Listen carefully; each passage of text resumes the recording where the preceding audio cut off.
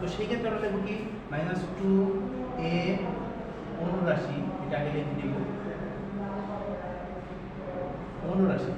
এখন আমরা বলছি যে একটা সূত্র বলছিলাম যে plus minus plus minus plus minus plus minus plus নির্ণয়কে এখানে তিনটা কলাম তিনটা সারি, এরকম পর্যায়ক্রমে যদি হাজার হাজার লক্ষ লক্ষ থাকে একটা প্লাস একটা মাইনাস একটা প্লাস এইভাবে চলতেই থাকবে। তো এখানে আমার 9টা আছে, এর জন্য আমরা 9টা লিখছি। তো এখানে আমার -2 এর অনুরাশি, -2টা কোথায় আছে? এইখানে আছে। আর এখানে 2 আছে, 3 আছে, 4 আছে, অনেক কিছু আছে।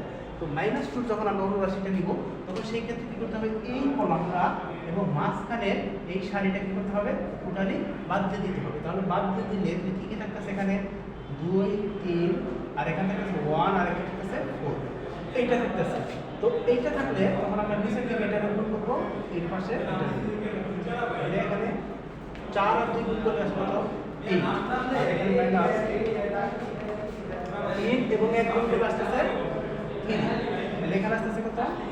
5, এইটা আসতেছে।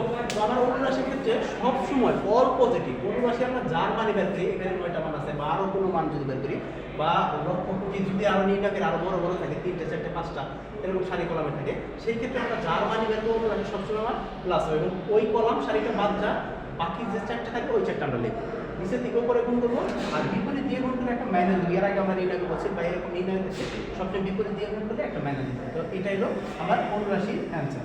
এখন যদি বলা হয় -2 এর সহগুণক, সেই ক্ষেত্রে সহগুণকের ক্ষেত্রে একটু চেঞ্জ করতে হবে। আমার এইখানে কলম সারি -2, এই কলম সারি এটা বাদ যাবে। অনুরাশি যেভাবে লিখছি সেটা আগে লিখলাম 1, অনুরাশির যে মানটা ছিল 4টে ওই 4টে আমরা লিখবো। এখন সহগুণকে খেয়াল করতে হবে আমার এইখানে এইখানে এইখানে এইখানে এই 4টা পয়েন্টে আমার এখানে মাইনাস দিতে হবে। 4টা পয়েন্টের মান যদি বের করতে বলা হয় সেই ক্ষেত্রে এখানে মাইনাস হবে, আর বাকি যদি আরো 5টা মান আছে সবগুলোই আমার এখানে প্লাস হবে। সহগুণকের একটাই তফাৎ, একটাই সেন্স বৃদ্ধি করবো, এইখানে অনুরাশি সবগুলো প্লাস হবে আর এখানে সহগুণকে মাইনাস হবে। কোনটাই মাইনাস হবে? এই 3 -2 5 4 এই 4টা মানের যদি কোনো মান আমরা বের করতে চাই তখন এখানে মাইনাস দিতে হবে, আর বাকিগুলো অল এখানে পজিটিভ হবে, অনুরাশি পজিটিভ হবে। এখন পরীক্ষার মধ্যে আমরা এখানে গুলিয়ে ফেলি যে সহগুণক এবং অনুরাশি কোনটা এখানে মাইনাস হবে না প্লাস হবে। অনুরাশি আমার মনে রাখতে হবে সব সময় প্লাস, কিন্তু সহগুণকে আমরা যার মানটা বের করবো এই 9টার মধ্যে যদি এই 4টা পয়েন্টের কোনো মান বের করি সেই ক্ষেত্রে আমার এখানে মাইনাস দিতে হবে। -2টা কোন পয়েন্ট আছে? এই পয়েন্ট আছে।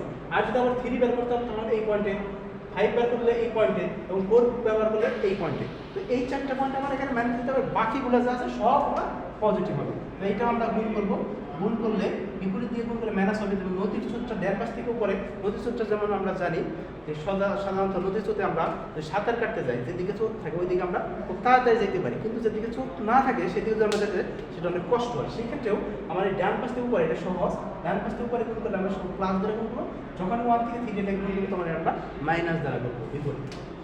তো সেই ক্ষেত্রে এখানে মাইনাস যা আছে দিলাম, এখানে 8, এখানে 3, এখন এখানে আছে মাইনাস, এখানে 5 প্লাসের 5 আছে। এই মাইনাস থাকার কারণে এখানে কি হয়ে গেল? মাইনাস হয়ে গেল। এটাই আমার অ্যান্সার। অনুরাশিটা সব পজিটিভ আর সহগুণকে ওই 4টা পয়েন্টে মাইনাস হবে, বাকিগুলা প্লাস হবে। যদি আরো কোনো মান থাকে, বেশি মান থাকে, তখন আমার ওই যে প্লাস মাইনাস ওই সূত্রটা ফলো করতে হবে। যদি এখানে তো আমার 3টা কলাম 3টা সারি আছে, যদি দেখা যাচ্ছে 4টা কলাম 4টা সারি থাকে, তো সেই ক্ষেত্রে আমার ওই প্লাস মাইনাসের ওই এটা আমার ফলো করতে হবে, সূত্রটা ফলো করতে হবে। তো এইভাবে আমরা অনুরাশি সহগুণক করি, আমরা তাহলে যে কোনো অনুরাশি সহগুণক আমরা সহজে বের করতে পারি। ঠিক আছে? ওকে, সেক্ষেত্রে